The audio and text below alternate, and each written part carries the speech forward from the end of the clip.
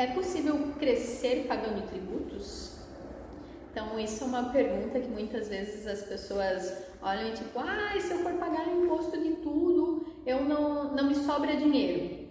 Então, sempre que alguém me fala isso, a minha primeira reação é, se você pagar tributo de tudo, não vai sobrar dinheiro, nós temos um grande problema lá no seu planejamento, lá na formação do seu custo.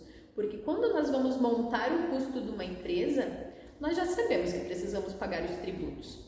Então, dentro disso, Silmara, então tu é uma defensora de pagar tributação? Sim, se você está tributando, sim. Porque uma das coisas que eu sempre falo é, nós sabemos da regra do jogo. Então, nós vamos começar a jogar sabendo das regras. Nós não estamos entrando num jogo em que, salvo raras exceções, em que lá no meio do caminho olham pra gente tipo, a partir de hoje você tem 6% de imposto. Então não, quando a gente abre a empresa, nós já conseguimos prever os valores de impostos, nós já sabemos todos os valores que vamos ter que pagar. E aí nos cabe decidir, abrindo uma empresa se torna mais viável, vou conseguir ter mais lucro, que entra nessa questão do planejamento tributário que muitas vezes nós ignoramos, porque tipo, não vou fazer isso porque é besteira, ou optar por continuar às vezes como autônomo, como pessoa física, tributar lá na minha pessoa física. Então o que vale mais a pena? Em alguns momentos, para muitos clientes, conforme a situação, nós indicamos sim permanecer como pessoa física, permanecer como autônomo, porque o valor dos gastos que vai ter com contabilidade, enfim, com toda a estrutura, não vale a pena. Mas em algumas situações, vai valer a pena conforme o valor que vai estar recebendo, conforme a perspectiva de crescimento, faz sentido. Mas uma das coisas muito importantes é que mesmo que você continue como autônomo, que vale mais a pena naquele momento, é você saber se você crescer, em que momento vale a pena você virar uma pessoa jurídica.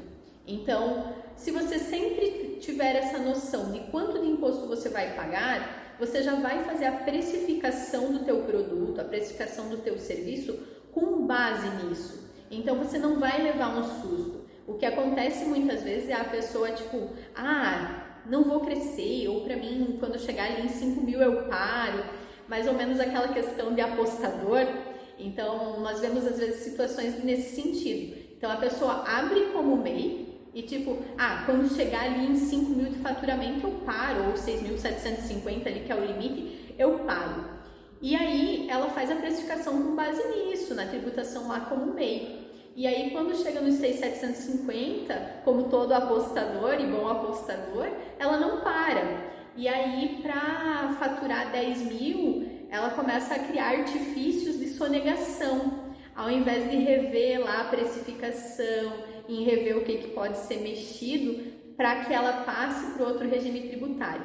Isso tudo seria evitado você já tendo esse planejamento tributário ainda quando você é MEI. Então, mesmo enquanto MEI, você não tem a despesa tão alta, mas você já tem um vislumbre de quanto você vai gastar se passar daquilo.